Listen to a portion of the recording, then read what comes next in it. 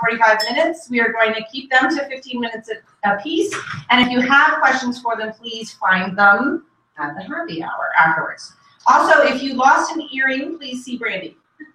So, those are my announcements. It's not yours. Our first speaker made the mistake of telling me that I could mispronounce his name. So I want to turn it over to Bogey's mommy, also known as Bartosh or Bart. Very good. Here you go. Bogey's my dog. Bogey's his dog. Hello. Okay. What are we talking about here? Okay. So talking about a mission-focused approach to basically collecting data. A little bit of historical context. Like most of you, we were collecting data for OSL and ARL. This had been going on for years and years and years, and over the time we realized that we were collecting data that nobody was actually using anymore because it was used a long time ago. So that was kind of a problem.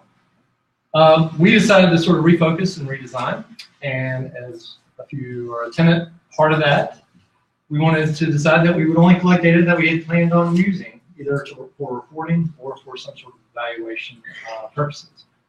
We wanted some metrics. We see our hospital and our health system becoming more metric driven, so we wanted metrics to be available at the time that they want to ask us about how we integrate with their health system.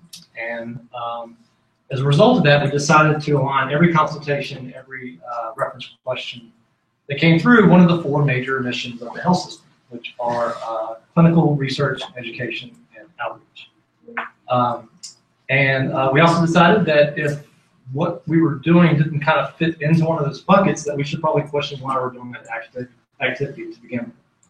And then lastly, this was very important to sort of explain to our librarians and staff, is that we weren't really looking for an evaluation tool. We weren't wanting to look at somebody and saying, Roger, you only had 25 consultations last month, and our goal is 30. You know, we weren't looking to do the evaluation. What we were really wanting to have is a conversation tool. So how can we actually understand how well we're doing and how we can do things better? Okay, so our review process, there's a spreadsheet. The red area are things that the CRM absolutely had to do. The green area at the bottom was things that would be really, really nice if it could do. And then the yellow area that you cannot see was like features that we didn't really want, but CRMs came with. So we just cataloged that. So we looked at a variety of things: Salesforce, Sugar CRM. CRM stands for Customer Relationship Management Database. Kayako and a bunch of others. Through consensus for our liaisons, we went with Zoho CRM, and it also happened to also fit the needs assessment the best as well. So, and it's priced at the right point, which was not free, but it was not necessarily prohibitive. Like all standardization, it's kind of like one step back and two steps forward, which is still progress. One thing we decided to do was we rolled this thing out over a 6-month period of time. And we let our liaisons put data in the system the way that it made sense to them. And then after that time period, we kind of looked at the data. We saw how users were actually using the system. And then we decided, were there areas where we could consolidate our thinking or practice together in ways that made sense? And so by that consolidation, it allowed us to do some of the automated reporting, which I'll show you kind of right here. So here is a data viz. By the way, we use R, the open source statistical programming language, a lot in our library. But it'll let you ask questions like, are there use patterns that we should be aware of? And these questions aren't real, but these are questions I might have. So we have our first 6 months there. Perhaps there's this huge dip around MLA because everybody else is out off learning and networking. Our clinical librarian, her husband got a job somewhere else, so we lost her, and she was a huge user of our system, and so perhaps that is a decline there. My point here is, like, to really know what's going on, I need to do two things. I need to talk to the liaison, or the liaisons as a group, and I need to also look at the underlying data to really understand what's going on. What's really cool is you can split the data up into different parts, and then either test or validate your assumptions. So you can see here the green bar is education. The first spike up there is sort of the beginning of January, so perhaps that's associated with activities that are coming in as part of the semester. That purple area is what is going on here in April. around research, and I'll talk about that sort of at the very end of this presentation, because you also have to sort of question your assumptions and make sure that you're seeing the patterns that you're seeing in the data are actually the patterns that you think you're seeing. So we don't know what that is. The residents coming in June is probably that spike. It also made me wonder sort of the reverse of why am I not seeing a spike in August or September around education activities when I started the year. This graph I like quite a bit. So we have people from Lord of the Rings that work for us. So here's Aragorn. He's our research librarian. So when you see here, you see the purple there. It makes a lot of sense, right? So he's very heavily concentrated in supporting the activities for groups that he's assigned to support. We also see a lot of red down there. This red is sort of encroaching down here at the bottom. You'll see this is the duration and time that it takes to fulfill these requests. So we see that heavily concentrated, but also being distracted or perhaps overtaxed in terms of a resource model, in terms of clinical. Likewise, where we see Gandalf down here, interactions lasting 3 to 4 hours, and these are sort of outliers around green, which is education. I'm not saying these are wrong activities. I'm saying these are good questions to say, hey, look, Gandalf, are you overtaxed, or do we need to redistribute in a way? Like, how do we support each other? Because we do live in a world of, we don't have infinite resources, and we have to figure out how to distribute these services that we provide, the maximum amount of people that we can support in our health systems, which are big operations. The other thing that's really interesting is you can see things that you didn't necessarily know. So you see infectious disease down there in the little blue. Each one of those interactions is, what, 2.5 hours? Well, this grid right here, we're probably talking about the same amount of resources being consumed from this to this. And again, I'm not making a value judgment on that, but what I'm saying is, I didn't know that. I wouldn't be able to see that straight from the numbers that are being sort of displayed. And so it lets me begin to sort of look and think about questions or services in a different way. What I love this system for is especially around clinical librarianship. This is Legolas, and the first thing I see is I see pediatrics, and I see the Department of Medicine, and I see family medicine. And the first thing that this graph tells me is that those are the 3 departments that we specifically marketed to in the last year, and that we are having a measure of success by doing so. The other thing that lets me do is when Legolas comes to me and says, look, I'm ready for more business. Where should we go? And we look at this graph and we say, well, gosh, there's 4 centers of excellence that the health system has identified. That's our organization. Neurology is one of them. We need to market there. And Legolas says, you know what? I've sent them 4 emails in the last year. I've tried to contact their department assistant, et cetera. Then I go to my boss, Gretchen, and I say, hey, Gretchen, we're having trouble getting in on one of the centers. Can you help us at your sphere get us integrated in supporting the mission of the health system? And again, we're tracking all these interactions or attempted interactions so that we can display or demonstrate back to our parent organization how we're trying to integrate with their mission and their purpose. All right. Okay.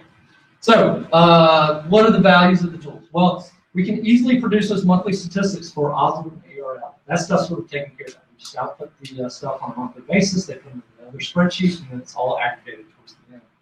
What I really like is this idea of a customized aggregated reporting. So you're seeing the sort of generic reporting that we're doing now into the visualization.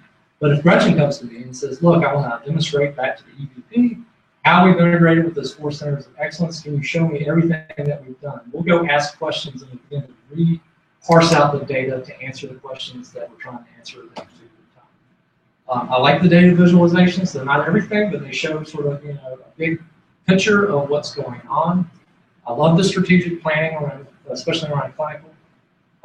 Again, metric-based value, and when I say this again, I'm not saying that metrics are the only value, but what I think pairs well is when you take hard metrics and you wrap a library narrative around it.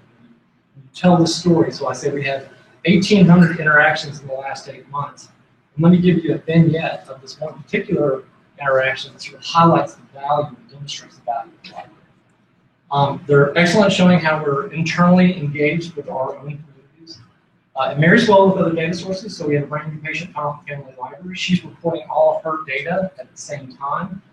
She also has a different Google form that every time a patient comes in, a family member comes in, she's collecting that data. We can take those 2 disparate data sources and merge them into a tertiary report that, again, demonstrates the value for her particular area, which is vastly different than, say, a medical education or school of nursing. So the sustainability. So our clinical librarian left. When the new one comes on, they will have access to every interaction that that person had while we were in the system. The other thing that can happen is when Dr. X sends a consultation request form, whatever librarian or liaison can dig into the system and say, well, what was done last for either that doctor or that department? And then how do I sort of integrate that information into providing better services back to the patient? So to me, it really speaks to the depth and breadth of services that we are providing back to the health system. This thing is, to me, is magic. So what we're beginning to do is to integrate our documentation, the narrative, in with the data. And why I like this is because you see up here, this is all text. So we're like writing this like we would write a Word document. This is all data coming directly from the database. For me to update these numbers, I just upload a new spreadsheet. So the narrative can stay the same. We can upload a Word document. We can put it in PDF. We can adjust the narrative based on the story that we're trying to tell. We don't have to go back and recreate this document every time we do it. Okay, so lessons learned. Well, standardization enables and limits choices, and you have to be aware of that. So our historical collections does a lot of work with the college, the Arts and Science College, or School of Economics, or School of History. The problem is we were creating categories for them, and because of that, our outreach data was becoming diluted. So, which is fine if that's what needs to happen. But when I went and talked to them, I said, do you care if you provide something to history as opposed to English? And they said, no, we don't care. We just want to capture the interaction.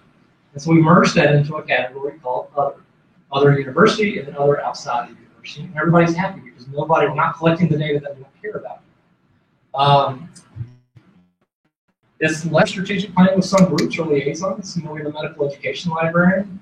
Her department is the School of Medicine. So I'm not going to look at this and say, well, gosh, you're really not nursing now because it's not her job. So, but it does help me demonstrate the value that she provides to the School of Medicine. So the value of the system is a little bit different between my interaction with me and her than it is with our clinical librarian, where we're always looking to grow and find new contacts. Not everyone needs or wants to input detailed user information. Our clinical librarians love to put like very detailed search strategies and stuff in there. That's great. She can use that information, but we don't require that everybody does that. Everybody gets a little bit of different value out of the system, and we let them, as long as we're collecting our statistics and meeting our goals, we let them use the system how they want to. Consistent data entry and data continuity. There's 13 of us. We all think of outreach and research in different ways, and over time we begin to adjust what we call research and outreach and education over time. So every now and again, it's helpful to sort of look at the data and figure out, are we all doing things consistently enough to pull the data out in meaningful ways. It doesn't integrate with external systems. This is a cloud-based system, so what would be ideal is if I could log in and just plug in physician so-and-so's name and it pulls down the department and everything from the LDAP. We can't do that because the system is not inside the university network. And then we created our own internal documentation. Zoho's documentation is great, but we actually created documentation on how we do things so that when we have a question, we actually remember directly what we said 6 months ago, and we don't just sort of begin to set up our own interpretation.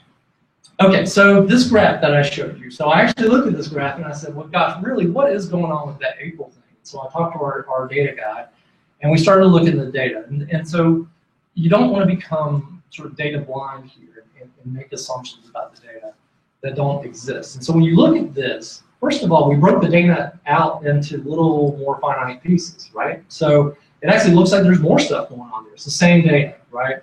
But when I really started looking at the data entry and talking to our liaisons and the guy that was processing the data, what's going on here is we don't require that people put in the interaction on the day that the interaction occurs. And so he was actually displaying the data as it got entered into the system, and we require that people put it in by the 5th day of each month. So different people are sort of, they may put it in every day, they may put it all in on the 4th. You know, they may put it on in the last day of the month. The important thing here for me is the trend though. Like, I don't really care if it's April 15th or April 20th. What I care is like, what's the month of April like? And again, this sort of comes back to what are we capturing and why are we capturing and what we're going to do with this information. And so lastly, so Katie does not have to cut me down. You like that, don't you? We put everything we do up on GitHub, so you're welcome to come in. There's a sample report up there. You can download the code. If you had questions about the code, you could actually mirror the spreadsheet and process the data, how we process it, so forth. I cannot thank Megan Nunemaker enough, that we're clinical librarian. We're really sad to see her go. She did most of the work here, and then VP McGrash, who goes by Pete, is our research data analyst, and really does, he asks really interesting questions from the data that I don't think of, and that's what it speaks to the team effort and getting multiple people.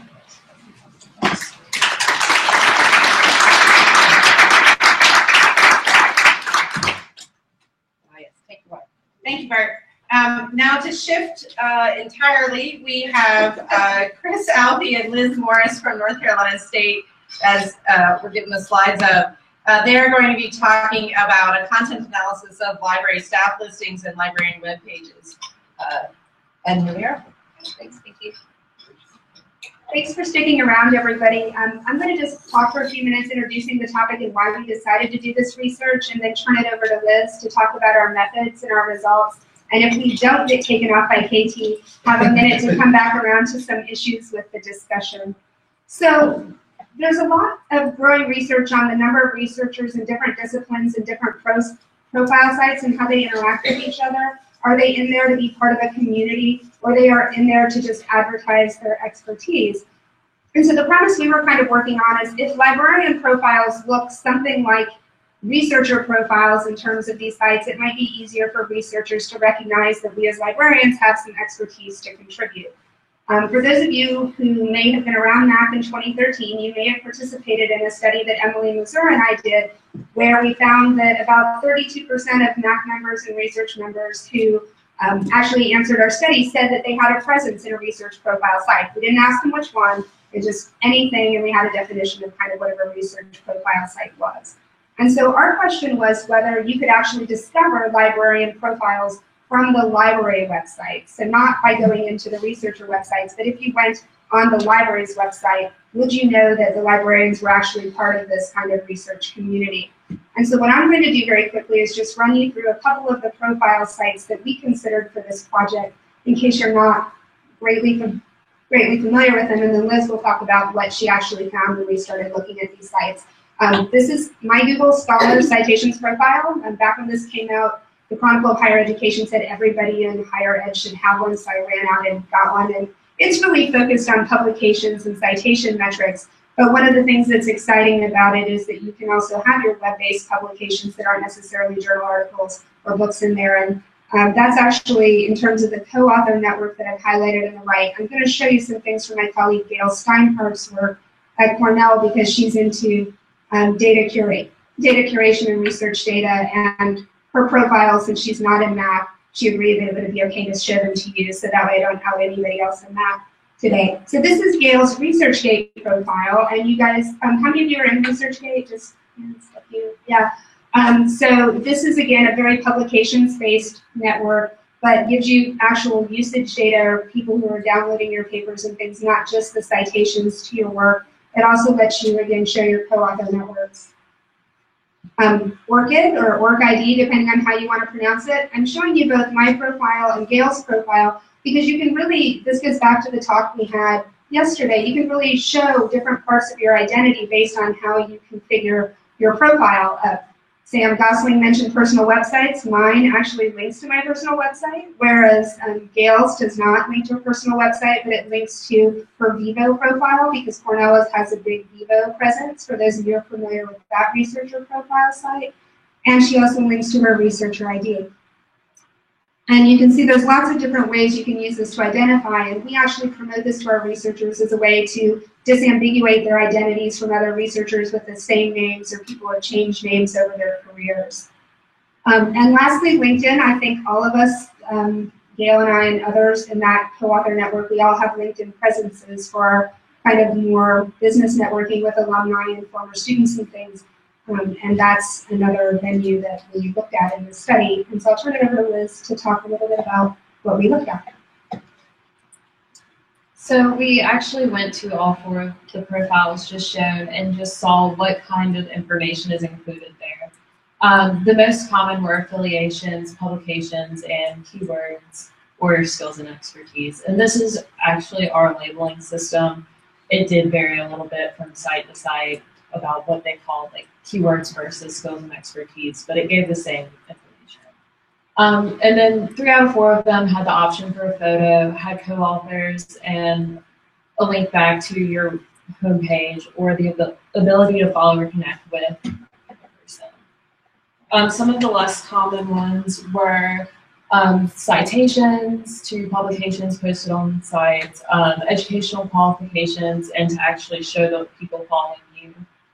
And the least common ones were article views and download statistics, ResearchGate score, ORCID ID, biographical statement, and variants. So those are really just focused on that individual profile. And so our primary research question was to see how librarians that are subject liaisons or subject specialists expose these same elements that get put on researcher profiles within their library's website pages. And our secondary purpose was to see how discoverable these librarians are within the departments that they serve. And so what we did was we collected data on 1,206 librarians from 31 institutions, including state UNC and some of our peer universities. And we looked at both the staff pages and the subject specialist directory, and this is just so you can see the difference between the two. And so only about 0.7% included photos in the directory listing, whereas about 33% included photos on the librarian webpage. And we compared this to education departments within the same schools in order to make sure that this wasn't an institution requirement that they had to have their photos or didn't have to have their photos. Because if that was the case, it wouldn't be relevant to our analysis. In those departments, about 41.4% had photos included. So it was pretty different. And then we looked at the educational qualifications. Only about 1.5% included the degrees in the directory, and that was usually when people had a PhD, so it would list their name and PhD beside it. And 23% would have an education section similar to this one shown. And of these people with their education listed, 9.5% had non-library informational sciences degrees, and 3.6% had doctoral degrees. And compared with the 2012 MLA compensation and benefit survey, the subject specialists we looked at had about the same amount of non-library informational science masters, but quite a bit more doctoral degrees. Yeah, I was about to say, you said we weren't gonna I know, she said it was call out anyone in here, but. So another common element was author publications. 9.7% of the librarians we looked at had their publications either listed or a link to those. 0.2 linked to Google Scholar, and only 0.1% linked to ResearchGate. I think that was actually, Brandy was the only one. And then we also looked at the CV, ORCID, and LinkedIn, and those were all very small percentages, which compared to what we saw here, I think there were probably more people than we. And for our second question, we were really looking at how these librarians are accessible through the department pages for the departments that they serve. So we searched both their names or library resources or librarian through those pages, and did not come up with too much. Only 2 linked by name, and between library resources and the library base URL, only about 10% came up. And then we also tried to look at the research databases or an expert database within the 31 schools, and with the different search terms listed. And if we found those research databases, we searched each librarian by name to see if they were included for when people were looking for experts on those topics. So we just have 2 more slides to kind of get into maybe a little opportunity for discussion. So out of those 31 institutions that Liz and I kind of carefully combed through, 17 of them had clearly discoverable, publicly open, searchable faculty expertise databases. There were some that were closed that we couldn't search, and there were some where we couldn't really find anything that we were absolutely certain was kind of a faculty expertise database, but we do have more data on that. We did not include multi-university entities, so like in North Carolina, our institution is part of REACH-NC, but we wouldn't have included, and I have an example from REACH-NC here. Apparently this is the only librarian in REACH-NC. It's not any of us who are in this comparative data set, but we wouldn't have counted it if it was a cross-institutional research profiling system. I do want to give a shout out to Johns Hopkins. In their SciVal experts, when we looked at it, we actually did find a lot of their librarians there. It was one of the few examples that we chose to highlight where we found a lot of librarians. So I would say in general, our librarians included. It varies by institution, but unfortunately, usually the answer is no. And that kind of leads us into a little bit of where we are interested in going with the discussion. There are some limitations to how we approach this. You can see that we didn't approach it by actually going into Google Scholar citations or ResearchGate and searching for librarians, or looking at what people put forward on their pages that were linked from the library sites. So if you have a great LibGuides page that's linked to your course website that has your bio, and that same bio in LibGuides is not linked from your library staff directory, we wouldn't have found it, we wouldn't have seen it given the methodology, the approach that we're taking to this. And as I said, we didn't go directly into this institution, either into the expert databases or into those public profile sites to pull information. So we know that it's underrepresented. So I'm in ResearchGate, a lot of my colleagues are in ResearchGate, but because my site that she showed you doesn't link to ResearchGate, it's not counted. So we definitely know that the numbers are low or underrepresented. So our main takeaways from this are what we were just saying, that the library's presence is pretty undiscoverable from the library's staff web pages from what we found so far, at least for our 29 peer institutions. And that, frankly, the librarians that serve different units, if you go to those departmental sites, you are really not going to find that here's the name of the librarian that serves our unit. You at most will find here's a link to library resources in our specialty, or here's a link to the library website. So those are things that we certainly in our institution can try to address.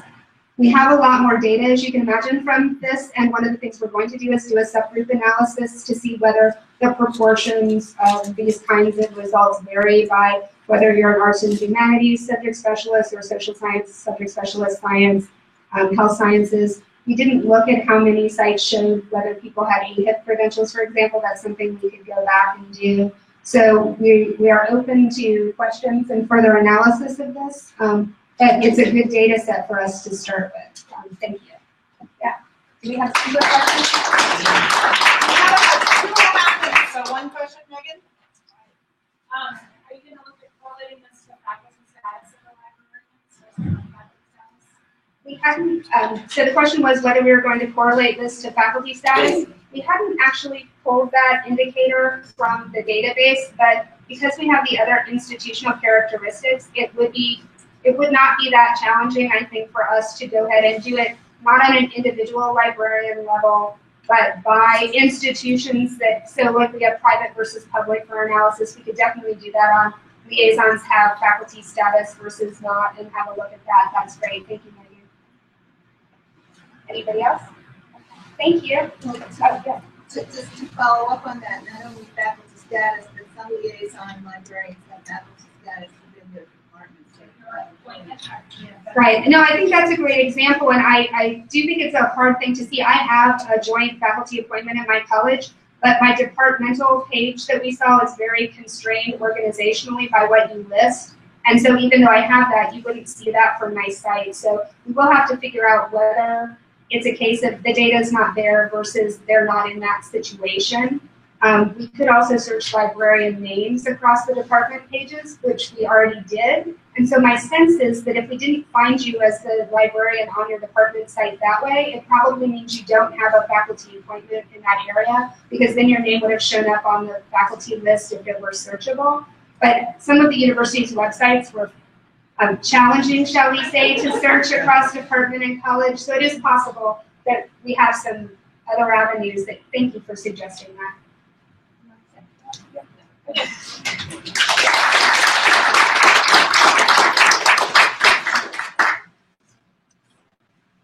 So our third and final presentation of the day, and thank you again for sticking around for the rest of the day, are Roger Russell and Marlena Barber. I'm so sorry, Marlena, for screwing up your name. From East Carolina University. And just to shift our conversation a little bit further than from where we were just now, they are talking about book loss with missing in action. So we turn it over to you.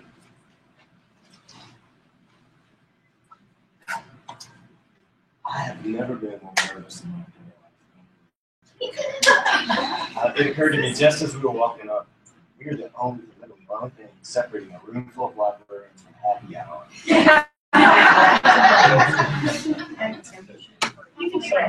All right, let's get started. Thank you all for sticking around. We have an interesting project we've been working on for roughly a year. And basically what we're going to be talking about are these key points. But roughly a year ago, we started getting anecdotal evidence from our circulation folks about missing books. And this happens in libraries all the time. It's not a new thing. But they seem to be coming from the nursing area of our collection. And so we thought the nurses were partying about the door. So what we're going to be talking about in the fullness of this presentation is investigation of the book loss, the selective inventory that we did of the nursing collection itself. Maya did most of the work on that. The assessment and the loss report that we generated from that, and then what we did to try and mitigate the loss that we found, try to change our collections, and all the process that we went through to decide what to do. Lastly, we had a follow-up assessment to see if what we did made any sense or if it made any effect at all. And because we're librarians, we said, well, we got to have a survey. So we did a survey of the Oswald libraries and got about 90 responses. We'll share the data with you about what some of the best practices were and what we found out. So keep forgetting I'm in control here. So a little background about our library. This is kind of a 20,000-foot snapshot of who we are and what size collection we have. We serve 4 main schools, and colleges, the School of Medicine, College of Allied Health Sciences, School of Dental Medicine, and the College of Nursing. The other evidence speaks for itself. We have about 150,000 people come through our door each year. Like I said, the rest of it kind of speaks for itself. Picture of our stacks. Aren't they beautiful? This picture prompts me to tell you a little bit more about the layout of our library. We have an administrative floor on the bottom, four stories high. The second floor is our main entrance where all the commotion happens. People come in, that's where our service desk is, our computer lab's there. This is our third floor, quieter area, study space where our stacks are. And then fourth floor, you can just make out the balcony seating. So mostly study on third and fourth. The key point here really is that there's only about, what we said, 4 or 5 people on the floor. 4. 4 full-time staff whose offices exist on this floor, which will play into some of the decision-making that we made later on. I think this is Yeah, so we decided to do a inventory of the nursing books section just to start, and it took us about 2 months to do it. When we did this inventory, we found 120 of our books were in the wrong place. 36 of those books had a different call number on the spine label than what was in our Symphony ILS. 20 of the books needed repairs, and our loss was proven. We found out that 138 books were missing out of 3,412. was almost $11,000 in missing books estimated. This is a picture of the nursing section as we were doing the inventory. The librarians would put the call numbers on the yellow slips to show what was missing, so we had a visual way to see what we were working with. So then after that, we determined that we needed to do an inventory of the whole circulating collection. So what we would do is I would run reports in Symphony, making Excel spreadsheets and print them out for the librarians to do, and I would assign different people, different areas, and usually they'd have 2 weeks to finish their inventory. One of the inventory projects that I ran was on all the books that we'd ordered within the past 3 fiscal years, but mostly they were just on the NLM classifications and some of the other sections in our library. So. All right. This is the point where I expected a lot of eyebrows to go up and people start scratching their heads like, okay, so you are using pen, paper, inventories, and what's that all about? The library community here, MAC, this particular meeting is a good example of how librarians love technology and try to integrate it into the library. It's the main focus point. Can you talk a little bit closer to the Oh, yeah, sure. Sorry. So we did decide to do the work in pen and paper mainly because of a couple of factors. We were staring the fall semester pretty squarely in the face. It was coming on really fast. It's probably going to get started over the summer. And our director wanted us to address the problem before the fall semester started. And the students started coming back in and looking at our stats like their grocery lists. So that was a big deciding factor. And we didn't have anything in place really technology-wise to engage really quickly with. We would have had to develop something. So, the benefits of it were too, we wouldn't have been able to see all those call number misleading links that we had doing the scanning situation. So this here is a picture of our reference collection. This is our popular reading collection. So while this was going on in the midst of our inventory, we had a number of changes in our workflows and services. And one of the things that we determined that would be good for us to do was create a partial closed stats area that we call the heavy use collection. So we went through textbook lists, we went through pricing, and we went through what had been missing that we reordered and new editions and things like that to go and determine what all would fit in that area. My department began adding additional identifying marks to books to help prevent resale of those books or hopefully to bring some home. I stopped sending out the new books list to people. We stopped advertising our new books on a new bookshelf. And oh yeah, we thought when we decided not to do the new book list, it was something we'd always done. We thought faculty were going to riot and burn things. That didn't happen. We have a liaison program at the library, so we could still send stuff out by email if folks wanted it. And in the end, we found that nobody said anything. So I don't know what that means, really. Maybe we should stop buying books. We could have ended this project months ago. One key point I wanted to talk a little bit about, and I'll try not to blow our time on this because it's something that really surprised me, was the 3M security gate. We did pretty extensive work in getting the technician to come out and walk us through, do a full tune-up on the system. And I got a chance to talk to this guy. He's very, maybe a little bit too forthcoming with some knowledge about their system. We talked about the error rate. That is the amount of times that the gates don't work like they're supposed to, or like we think they ought to work. Somewhere between 10 to 20% of the time, they aren't working right. And this is exacerbated by other factors that we'll talk about in a few minutes. So I'm not trying to stir up the ire of the 3M people or other manufacturers of these gates, but it is worth noting because we put a lot of faith, I think, in the survey will show at the end that clearly people believe that these gates are protecting us, and that was a big shock for us. so this is what our heavy use collection looks like right now. You see, it's not a whole lot of books that we have in it, but that's what we have as of last week. So when we determined that we were missing so many books, I called campus police, and they came and they did a case report with us. They went to the bookstores in Greenville to interview them. Members of the ECU investigative division met with different employees in the library to review security procedures, and they made some recommendations for us. We got on Craigslist and eBay and A few of us did. A few of us did. So in addition to the investigation that we had into our own missing books, we found out that organized theft happens as well. So here's some of the examples that we pulled up of different massive library thefts across the country. Some of these were internal employees and some were just random people, but they came in and did all these things.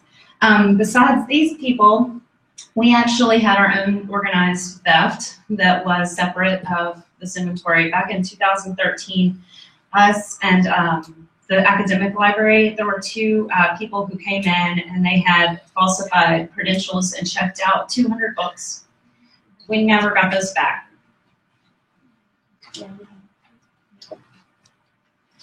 So here's the findings of our 2014 inventory. We had 634 missing books out of, at the time it was about 32,000 books. So those 634 books is about 2% loss of our collection. About 3,500 of our books are considered new. They have a copyright date of 2011, 2016. And of just those new books, 436 were found to be missing.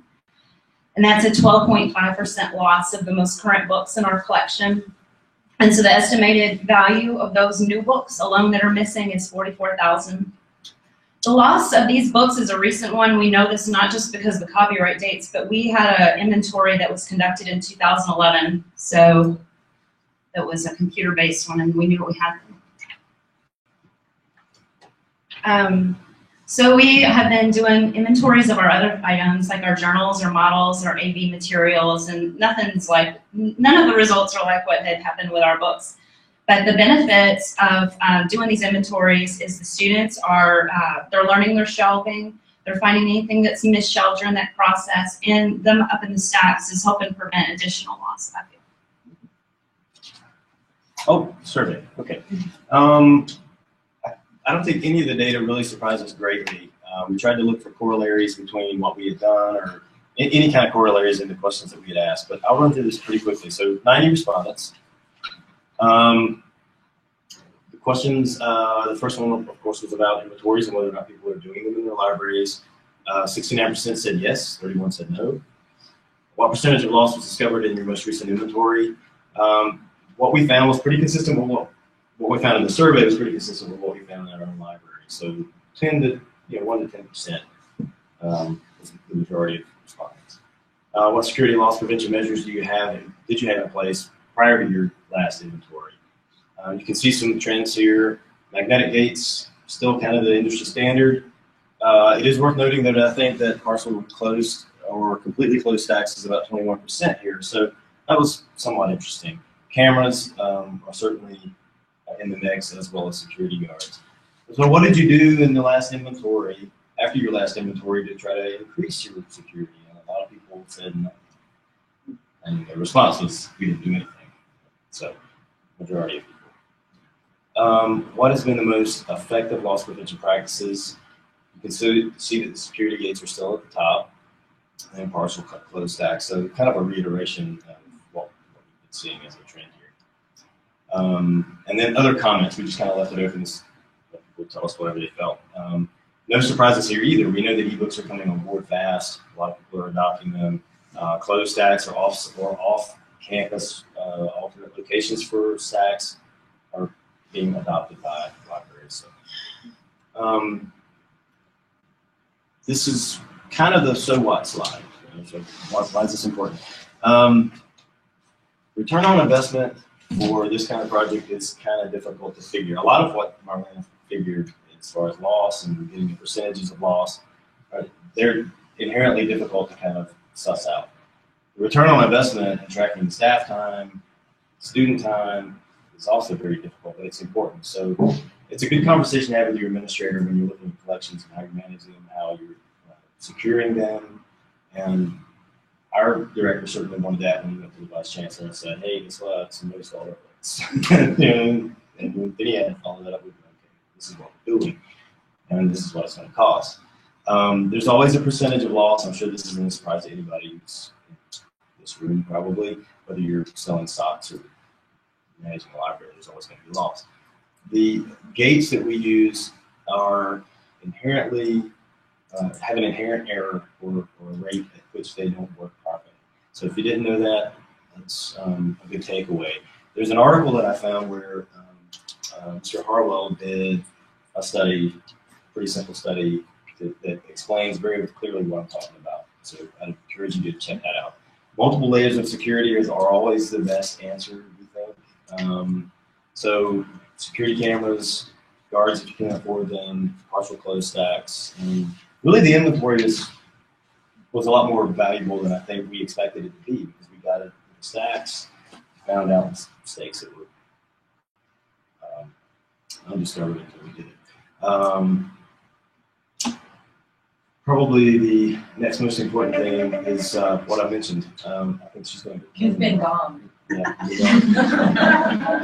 There is nothing. Well, I'll just give like the update. As of this time, we have about 70 books that have went missing this year. We're almost finished with that second inventory. Sometimes we're finding missing things, and we're still finding the problems of things being misshelved and so forth. So this is a constant value for us to continue with those inventories. Thank you.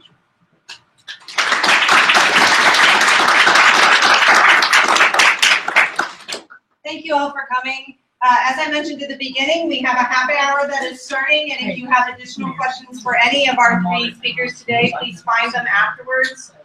In addition, the research section is doing a Viewer's Choice Award for the best talk given today, and you will receive an email with a Qualtrics link to vote for that online. So please check your email and do that for us. And has anybody claimed the earring? There's an earring that someone lost that Randy has. Do you have an announcement as well, Steve? Posters.